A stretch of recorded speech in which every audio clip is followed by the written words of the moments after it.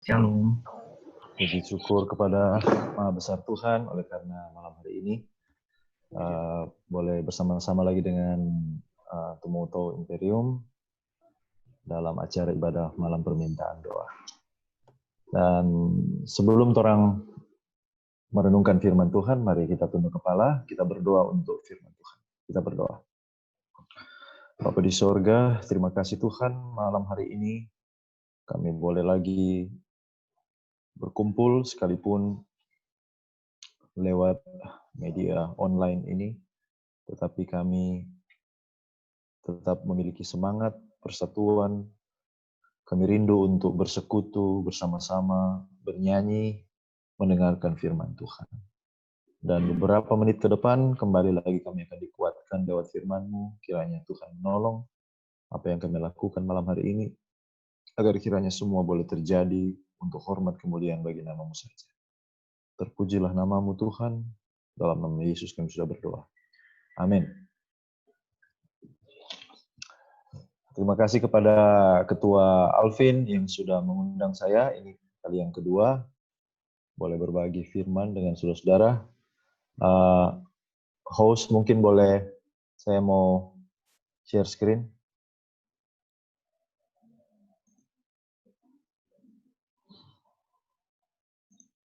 Oke, thank you.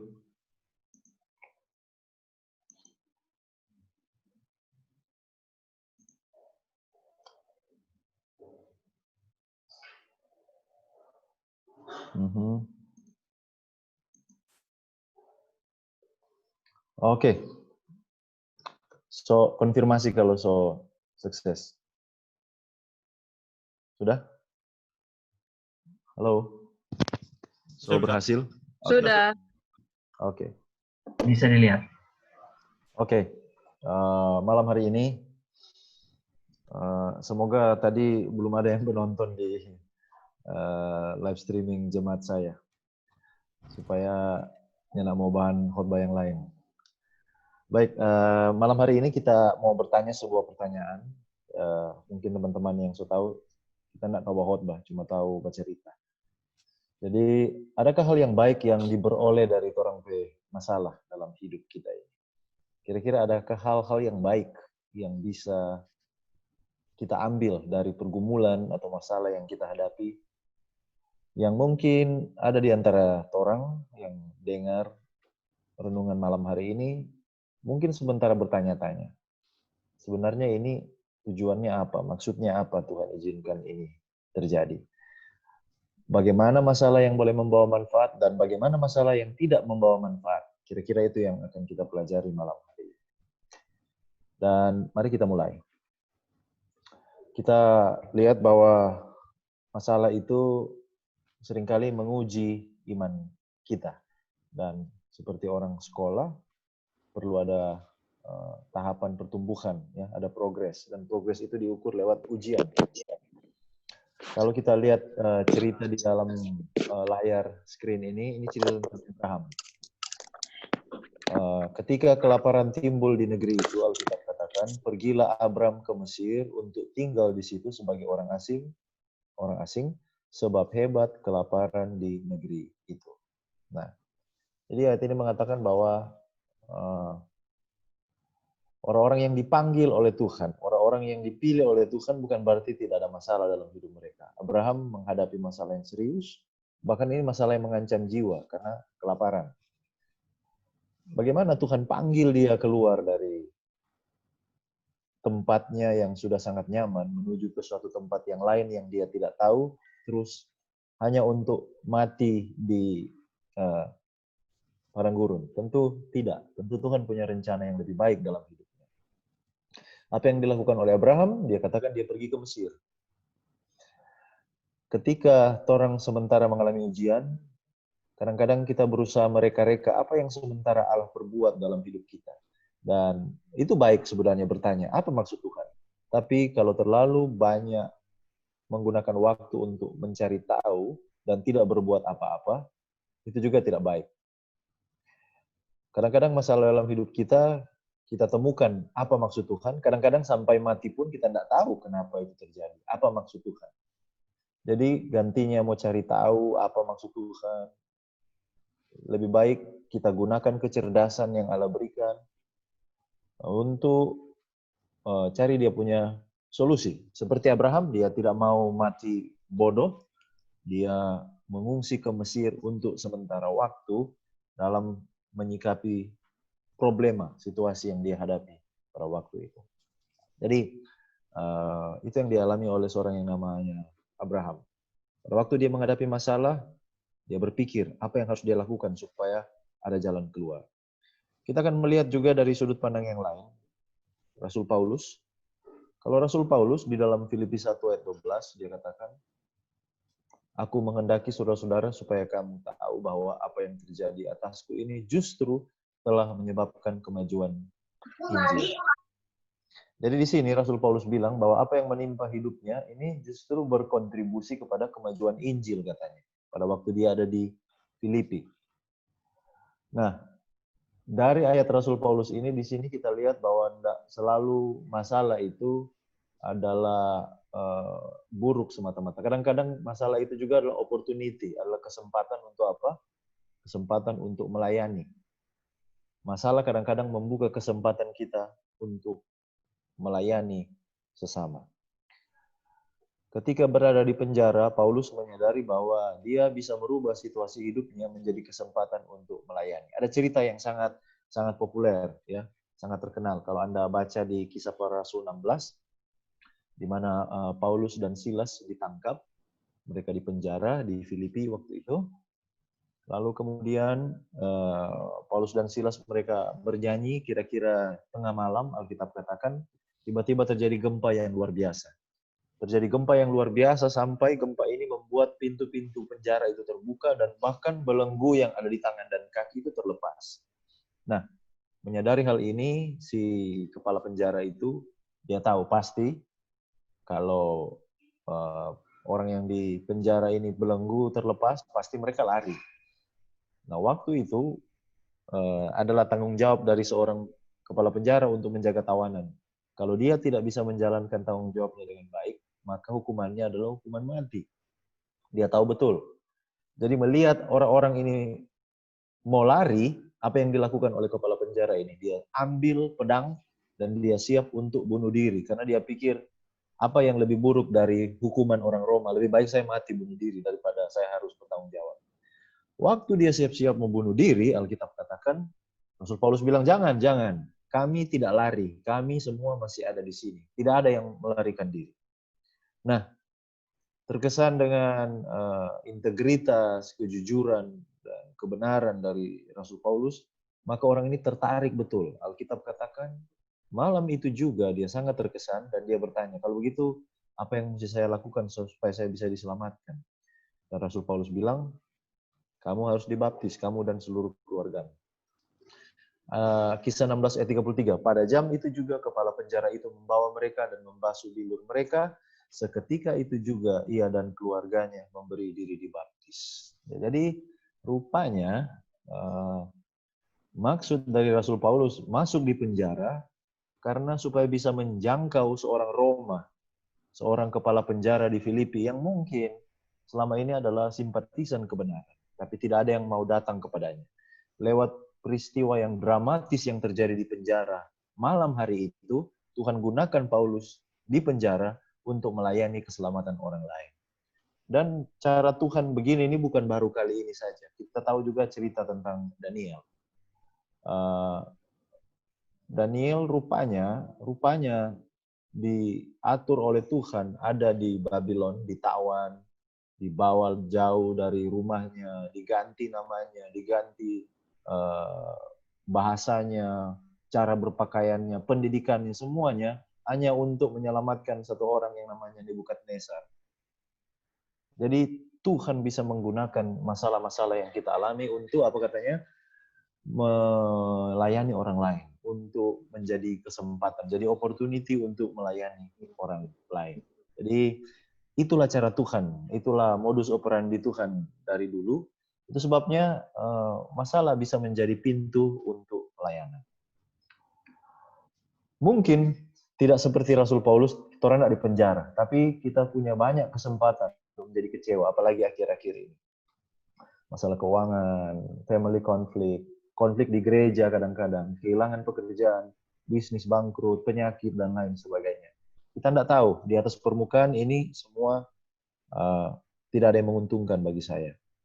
Tetapi mungkinkah Tuhan menggunakan semua ini supaya kita punya cara pandang yang baru, supaya kita punya cara berpikir yang baru, kita bertemu dengan orang-orang yang baru, yang mungkin selama ini adalah simpatisan kebenaran.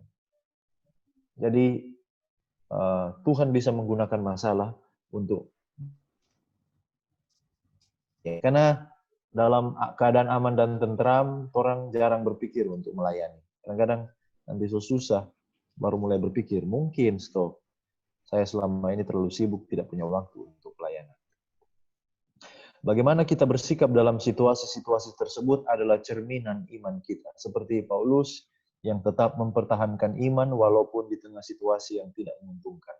Jadi ini masalah kacamata ya. Kita melihat apa yang menimpa hidup kita ini adalah sebuah badai, topan, tidak ada manfaat. Ini tinggal masalah bagaimana perspektif. Melihat dari kacamata rohani, bagaimana kita bersikap terhadap masalah yang terjadi dalam hidup kita. Lalu yang berikut, masih juga cara pandang Rasul Paulus dalam melihat masalah. 2 Tesalonika 1 ayat 4 dan 5 dia katakan, karena ketabahanmu dan imanmu dalam segala penganiayaan dan penindasan yang kamu derita, suatu bukti tentang adilnya penghakiman Allah yang menyatakan bahwa kamu layak menjadi warga kerajaan Allah. Nah, di ayat ini, Rasul Paulus katakan justru masalah, pergumulan yang dialami oleh orang di Tesalonika, justru itu adalah konfirmasi bahwa mereka itu adalah layak menjadi warga kerajaan Allah. Apa maksud saya di sini? Maksud saya adalah masalah itu justru bisa menjadi tanda bahwa Anda adalah pengikut Yesus yang setia. Nah, bertentangan dengan pendapat banyak orang bahwa kalau orang ditimpa masalah, orang semua berpikir, oh dia bikin dosa apa lagi dia. Tidak selamanya masalah adalah akibat dosa atau kurang iman. Justru kadang-kadang karena kesetiaan kita kepada Tuhan, kita bisa kena masalah. Saya ulangi, justru karena kesetiaan kita kepada Tuhan, malah kita bisa kena masalah. Dan masalah oleh karena kesetiaan kepada Tuhan itu adalah konfirmasi bahwa betul-betul kita dibenci oleh setan. Dan kalau kita dibenci oleh setan, itu artinya berarti kita berada di pihak Tuhan. Kira-kira itu poin sederhana yang ingin saya angkat. Jadi, masalah itu kalau dilihat dari sudut pandang itu, maka tidak selalu mendatangkan sesuatu yang buruk dalam kehidupan kita. Kalau kita lihat bahwa kalau kita beriman dalam menghadapi masalah, maka ada beberapa benefit ya, ada keuntungan. Yang pertama, itu bisa membentuk karakter kita. Roma 5 ayat 3 sampai 4. Dan bukan hanya itu saja, kita malah berbega juga dalam kesengsaraan kita.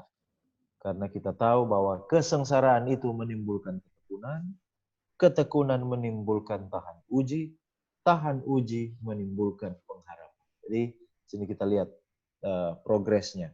Kesengsaraan menimbulkan ketekunan, ketekunan tahan uji menimbulkan pengharapan. Jadi kita tidak bisa jadi orang yang pribadi yang kuat tanpa problem, tanpa masalah. Bisa membangun karakter, membentuk kita menjadi pribadi yang lebih kuat. Lalu yang berikut, masalah kalau ditanggapi dengan iman bisa membuat kita menjadi comforter, orang yang bisa menenangkan orang lain, menguatkan orang lain yang menghadapi kesulitan. Mari kita lihat 2 Korintus 1 ayat 3 dan 4. Dia katakan, terpujilah Allah Bapa Tuhan kita Yesus Kristus, Bapa yang penuh belas kasihan dan Allah sumber segala penghiburan, yang menghibur kami dalam segala penderitaan kami, dan perhatikan kata-kata ini, sehingga kami sanggup menghibur mereka yang berada dalam bermacam-macam penderitaan dengan penghiburan yang kami terima sendiri dari Allah. Jadi Tuhan kadang-kadang menyebabkan kita tidak nyaman supaya kita bisa membawa kenyamanan kepada orang lain. Tuhan mengizinkan pengalaman pahit dalam hidup kita supaya suatu saat nanti kita juga bisa menolong orang lain di dalam pengalaman pahit. Dan saudaraku, dalam pengalaman saya melayani, kadang-kadang khotbah pendeta tidak lebih berkuasa dibandingkan dengan kesaksian dari seseorang yang pernah mengalami pengalaman yang sama. Pada waktu dia kasih kesaksian bagaimana dia alami pengalaman hidup yang pahit, masalah, lalu kemudian Tuhan tolong dia di dalam pergumulan itu, kadang-kadang itu lebih bermanfaat dari banyak sekali ayat yang pendeta sampaikan. Jadi apa yang saya mau sampaikan di sini bahwa kita diizinkan menghadapi masalah supaya kita bisa menghibur orang lain. Dari perspektif orang dunia melihat ini tidak ada sesuatu yang menguntungkan. Untuk apa saya masalah supaya keuntungan orang lain? Ya. Orang dunia melihat untung ruginya. Untuk apa saya menderita supaya saya bisa menghibur orang lain? Tetapi di dalam pemandangan sorga, di mana kasih adalah dasar segala sesuatu, dan kasih itu proyeksinya, arahnya itu selalu outward, keluar. Ya, kepada objek yang di luar diri kita. Lawannya adalah diri kita sendiri. Jadi dasar pemerintahan Allah,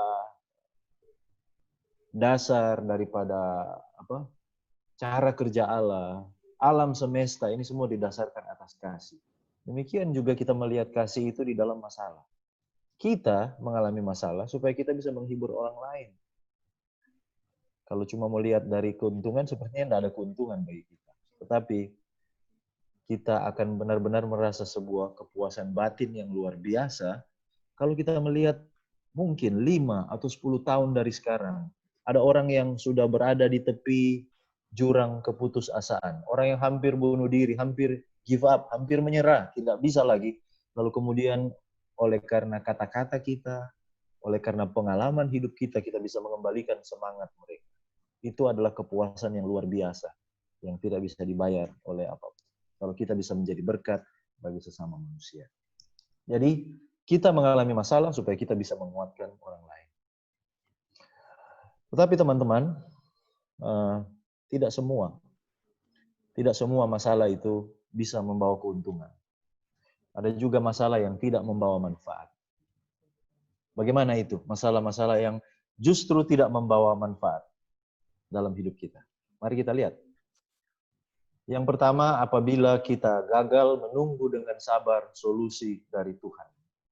Orang tahu toh ini Bapak Abraham, Kejadian 16 ayat 2, berkatalah Sarai kepada Abraham, engkau tahu Tuhan tidak memberi aku melahirkan anak. Karena itu baiklah hampiri hambaku itu. Mungkin oleh dialah aku dapat memperoleh seorang anak. Dan Abraham, Alkitab katakan, dan Abraham mendengarkan perkataan Sarai. Orang tahu dia bercerita bahwa Tuhan berjanji kepada Abraham lewat Sarai, dia akan membuat keturunan Abraham itu seperti pasir di laut, seperti bintang di langit. Tapi semakin lama menunggu, Sarah dan Abraham semakin tua, sepertinya kemungkinan janji ini mau digenapi semakin tidak mungkin. Harapan semakin lama semakin tipis.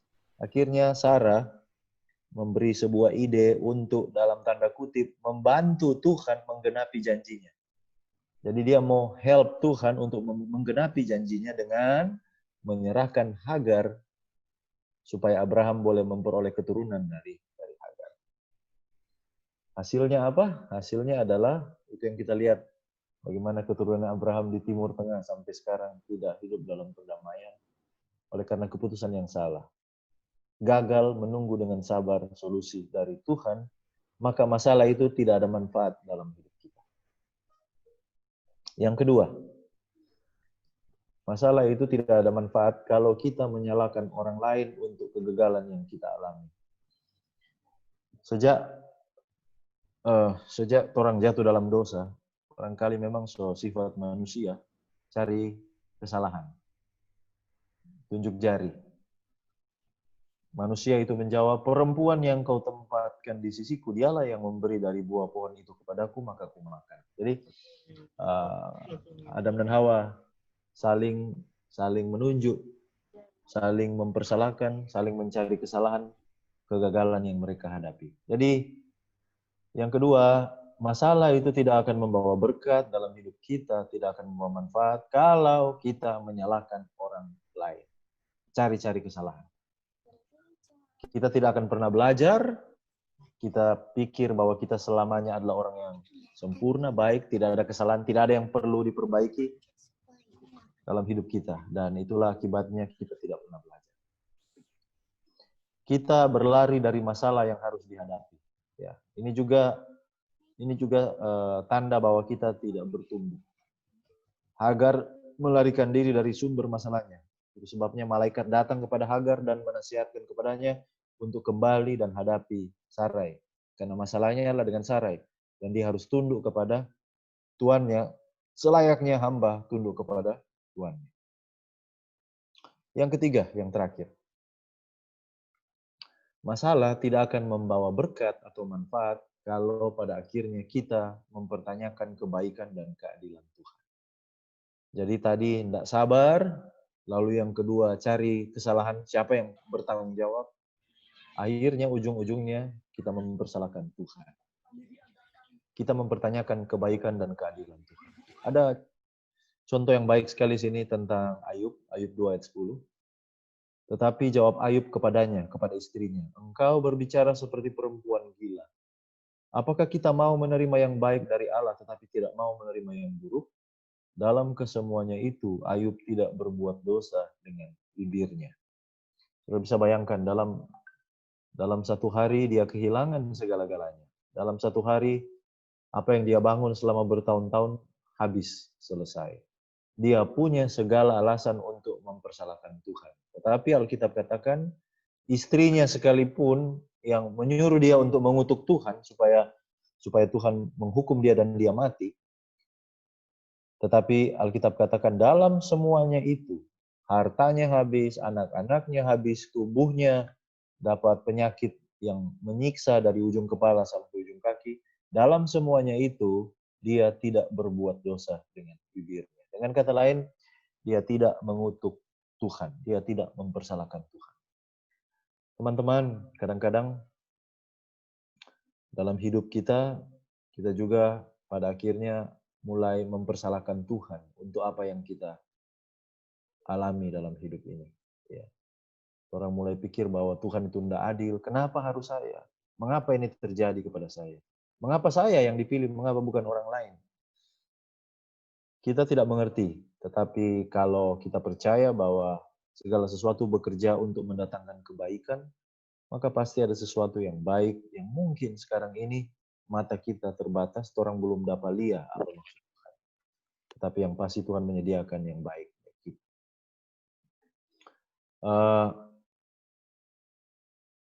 Untuk menutup renungan malam ini, ada ilustrasi mungkin so pernah dengar ya, tentang 3 hal ini, yaitu telur, wortel, dan juga bubuk kopi. Tiga-tiganya ini kalau dididihkan di air maka reaksinya berbeda. Wortel itu awalnya keras, tapi ketika dididihkan di air dia jadi lunak. Telur awalnya lembek, tetapi ketika dia dididihkan di air justru dia jadi keras. Nah kalau bubuk kopi, justru dia mengubah air, mengubah warna dan mengubah aroma daripada air. Nah 3 hal ini menggambarkan 3 jenis manusia. Air itu ibarat masalah, pergumulan yang kita alami. Kadang kita seperti wortel, awalnya kita keras, kokoh, teguh. Tapi ketika masalah terjadi, orang Manado bilang akhirnya, ya lombok teh, ternyata apa? Lunak juga. Kita pada akhirnya menyerah, putus semangat, putus harap. Atau kita bisa juga seperti telur. Telur itu awalnya lunak, awalnya lemah lembut, tapi ketika masalah terjadi, dididihkan oleh air pergumulan dan masalah, dia jadi keras. Dia jadi kasar, tidak sensitif, bereaksi dengan keras, marah-marah. Ya itu seperti telur. Atau yang ketiga, kita bisa seperti kopi. Bubuk kopi. Dia tidak dipengaruhi oleh air yang mendidih, tapi dia mempengaruhi air itu. Dia mengubah warnanya dan dia mengubah aromanya. Bukan circumstance atau masalah yang mengubah hidup kita, tetapi kesetiaan dan kesalehan kita yang mengubah masalah atau mengubah orang-orang yang ada di sekeliling kita. Inilah 3 respons manusia sehubungan dengan masalah atau pergumulan. Yang ada, yang seperti yang manakah kita? Wortel, telur, atau serbuk kopi? Akhirnya, Tuhan Yesus pernah berkata bahwa, marilah kepadaku semua yang letih lesu dan berbeban berat, aku akan memberi kelegaan. Apapun masalah yang sementara kita hadapi sekarang, pergumulan yang kita hadapi, mari kita datang kepada Tuhan. Maka pergumulan yang berat akan bisa terasa ringan kalau kita bersama dengan Tuhan. Percaya, bergantung, berharap bahwa pasti ada sesuatu yang baik. Jadi, pertanyaan di awal renungan ini, apakah ada hal yang baik dari masalah? Jawabannya adalah itu tergantung dari respon kita terhadap hal itu. Bagaimana kita merespon? Apakah masalah itu membawa berkat, membawa manfaat bagi kita dan orang lain, atau tidak?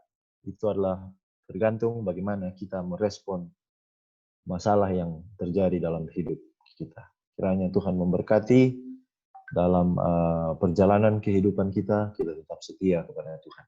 Amin.